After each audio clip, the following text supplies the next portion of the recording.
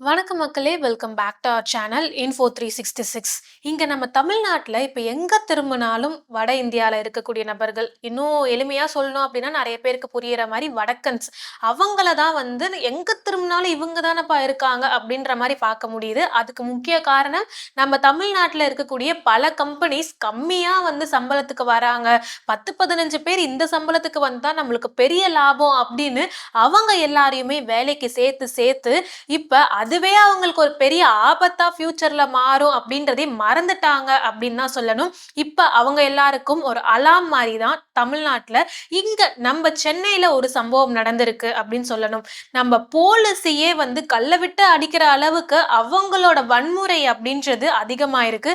அப்படி என்ன சம்பவம் நடந்தது? போலீஸையே அவங்க எதுக்கு கல்ல விட்டு அடிச்சாங்க அப்படின்றதெல்லாம் தான் இந்த வீடியோல நம்ம டீடைல்டா பார்க்க போறோம்.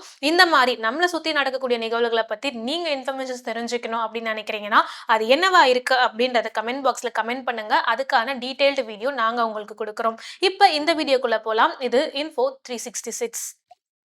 திருவள்ளூர் டிஸ்ட்ரிக்ட்ல காட்டுப்பள்ளி அப்படின்ற ஒரு பகுதியில வந்து பார்த்தீங்கன்னா, எல்&டியோட கப்பல் கட்டும் ஒரு கம்பெனி வந்து இருக்கு. அங்க ஆயிரக்கணக்கான வடமாநில தொழிலாளர்கள் வந்து வேலை பார்த்துட்டு இருக்காங்க.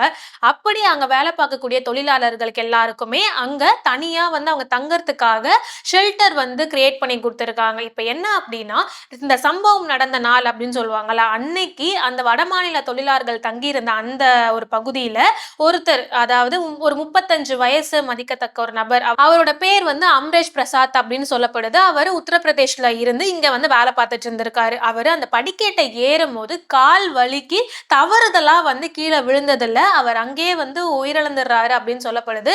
அங்க வந்து அவர் உயிரிழந்ததுனால அங்க ஸ்டான்லி ஹாஸ்பிட்டலுக்கு வந்து பக்கத்திலேயே உடனே கூட்டிட்டு போயிருக்காங்க.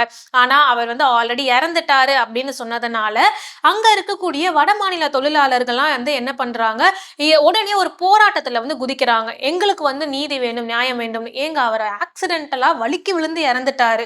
அதுக்காக நீங்க வந்து இழப்பீடு கேட்கிற வரைக்கும் ஓகே. ஆனா இந்த மாதிரி போராட்டம் நடத்துறதுக்கு என்னங்க காரணம் அப்படின்னு வந்து உடனடியா அங்க போலீஸ் வந்து அவங்களோட போராட்டத்தை ஸ்டாப் பண்ணணும் அப்படின்னு முயற்சி பண்ற அப்பயே ஒரு சைடுல இருந்து ஒரு நூற்றுக்கணக்கான வடமாநிலர்கள் வடக்கன்ஸ் வந்து பாத்தீங்கன்னா போலீஸ் மேல கல்ல விட்டு அடிச்சு அவங்கள வந்து பயங்கரமா தாக்குறாங்க. போலீஸ் வந்து பாத்தீங்கன்னா 100 பேர் தான் இருக்காங்க. ஆனா அங்க இருக்கக்கூடிய வடமாநில தொழிலாளர்கள் 1000க்கும் மேல. அவங்க எல்லாரையுமே கண்ட்ரோல் பண்றது அப்படின்றது போலீஸ்க்கு ஒரு மிகப்பெரிய டாஸ்கா மாறி இருந்தது.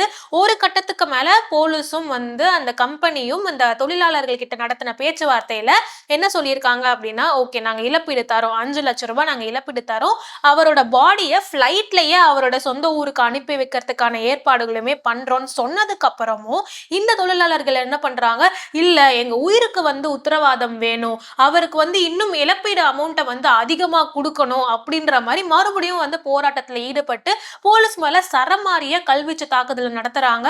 எவ்வளவு வந்து வன்முறையா அவங்க நடந்துகிட்டாங்க அப்படின்னு அந்த வீடியோ பார்த்தாதான் உங்களுக்கு புரியும்னு சொல்லலாம். அந்த மாதிரி வந்து இவங்க நடந்துக்கிட்டதுனால போலீஸும் ஒரு கட்டத்துக்கு மேல தாங்க முடியாம அவங்களும் வந்து கல்வீச்சு நடத்துறாங்க அந்த வடக்கன்ஸ் மேல. மாறி மாறி வந்து போலீஸ் ஒரு பக்கம், அந்த வடமாநில தொழிலாளர்கள் ஒரு பக்கம் அப்படின்னு கல்வீச்சு தாக்குதல் நடத்துனதுல அந்த இடமே ஒரு போர்க்களமா மாறி இருந்தது அப்படின்னு தான் சொல்லணும். அதுல என்ன அப்படின்னா ஒரு கட்டத்துக்கு மேல ஒரு 50 வடக்கன்ஸை வந்து போலீஸ் வந்து பாத்தீங்கன்னா ஆக்குபை பண்ணி லாக் பண்ணி அவங்கள வந்து அரெஸ்ட் பண்றாங்க. கிட்டத்தட்ட இப்ப வரைக்கும் 78 நபர்களை வந்து அவங்க லாக் பண்ணி வச்சிருக்கிறதா வந்து ஒரு தகவல் வெளியாயிருக்கு. இதுக்கப்புறம் வந்து அந்த ஏரியாவோட கமிஷனர்லாம் வந்து அங்க ஆய்வு பண்ணி இப்ப வந்து நிலைமை கட்டுக்குள்ள இருக்கு அப்படின்ற ஒரு விஷயம் வந்து அங்க நடந்திருக்கு. இதுல என்ன அப்படின்னா நம்ம தமிழ்நாட்டுல இருக்கக்கூடிய பல கம்பெனிஸ்ல பல தொழிலாளர்கள் என்ன பண்றாங்க அப்படின்னா சம்பளம் வந்து அந்த வடக்கன்ஸ் வந்து கம்மியா வாங்குறாங்க. சோ நம்ம தமிழ்நாட்டுல இருக்கக்கூடிய வேலை பார்க்கக்கூடிய நபர்கள் வந்து அதிகமா சம்பளம் கேட்கறாங்க, அதெல்லாம் எங்களால அஃபோர்ட் பண்ண முடியாது அப்படின்ற ஒரே காரணத்தினால இந்த மாதிரி வெளிமாநிலத்தில இருந்து வரக்கூடிய தொழிலாளர்களை கம்மி சம்பளத்துக்கு அதிகப்படியான எண்ணிக்கையில வச்சு அவங்க லாபம் பார்த்துட்டு இருக்காங்க.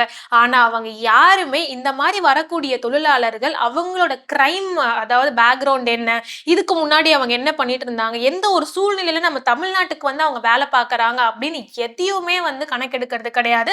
சம்பளம் கம்மியாகுது, எனக்கு காசு மிச்சமாகுது, லாபம் அதிகமாகுது அப்படின்ற ஒரு காரணத்தினால தான் இந்த மாரி தொழிலாளர்களுக்கு இடம் குடுத்து, இப்படி மோசமான வன்முறை சம்பவங்கள வந்து பார்க்க முடியுதுன்னு சொல்லலாம். இதுல நம்ம தமிழ்நாட்டுல நம்ம தமிழ் மக்கள் நெறைய போராட்டங்கள வந்து நியாயமா நடத்தியிருக்காங்க. இப்ப நடந்த தூய்மை பணியாளர்களோட போராட்டமே எடுத்துக்கிட்டோம் அப்படின்னா, அது ரொம்ப அமைதியான முறையில அவங்களோட கோரிக்கை வந்து நியாயமான ஒரு விஷயமா வந்து இருந்து அந்த போராட்டம் நடந்தது.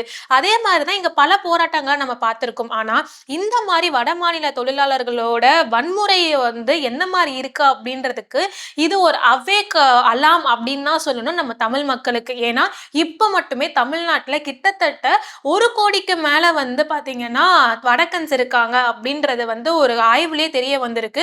ஸோ அவங்களோட எண்ணிக்கை அப்படின்றது தமிழ் மக்கள விட அதிகமாயிட்டே போயிடுச்சு அப்படின்னா, இந்த ஒரு நிலைமை அப்படின்றது ரொம்பவே தமிழ்நாடு வன்முறை மாநிலமா மாறுறதுக்கான அதிக வாய்ப்புகளுமே இருக்குன்னு சொல்லப்படுது.